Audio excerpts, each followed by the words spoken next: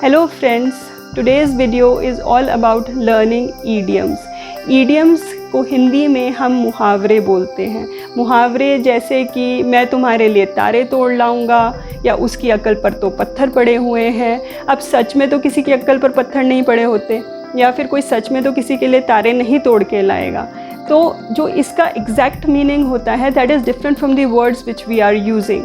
तो ये हमारी लैंग्वेज को बहुत इफ़ेक्टिव और इम्प्रेसिव बना देता है। Similarly if we are using idioms in our English language, whether it is a spoken English और written English, it can make our language much more effective and it helps in the language enrichment. So let us start the video. The first idiom is let the cat come here. Come here. Say hi to everyone. Hi. Okay, now you will say the first idiom. Let the cat out of the bag. Let the cat out of the bag. Okay, let us start. Let the cat out of the bag. This means to reveal the secret.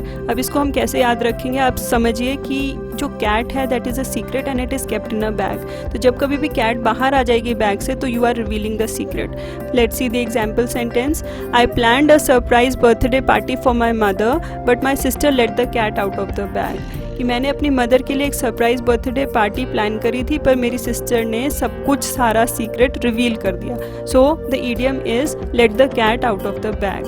Next is a piece of cake.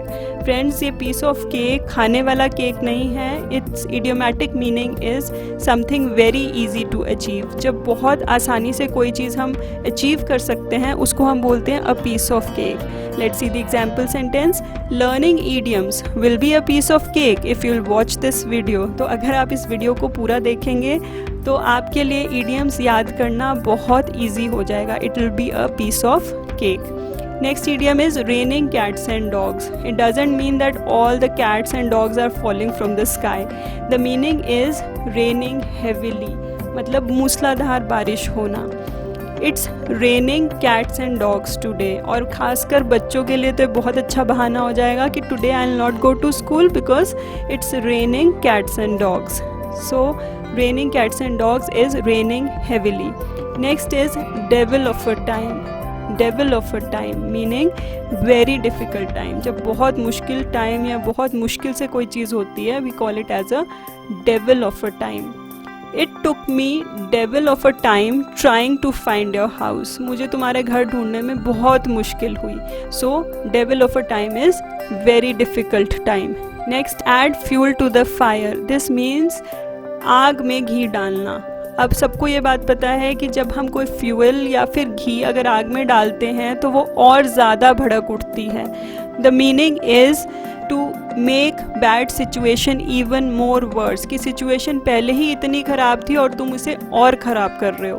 The example sentence. Shouting at the crying child will only add fuel to the fire. कि अगर आप रोते हुए बच्चे पर चिल्लाएंगे तो वो और सिचुएशन को ख़राब ही कर देगा।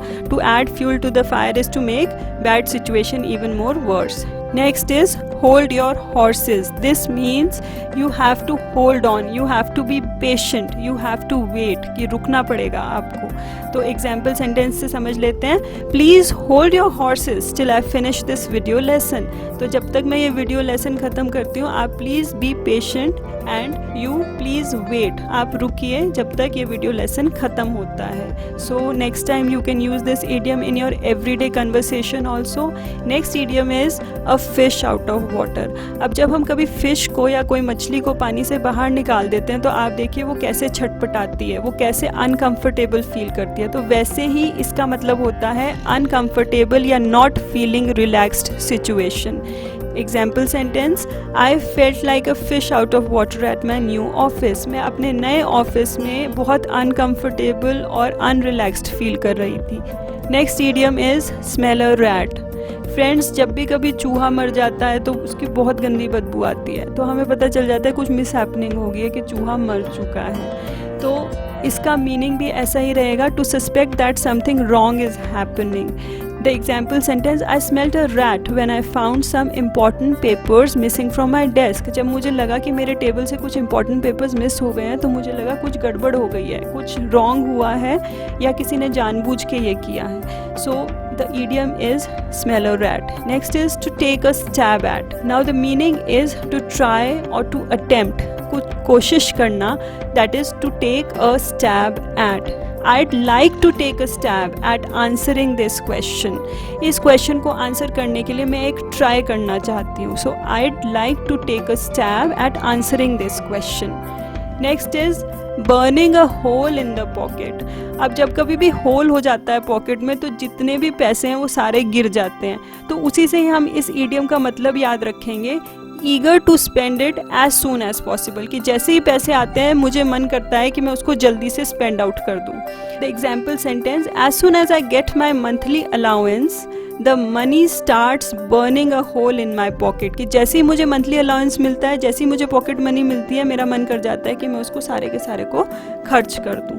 So friends, this is it. You can use all these idioms in your everyday conversation and it will be useful to attempt various types of exams.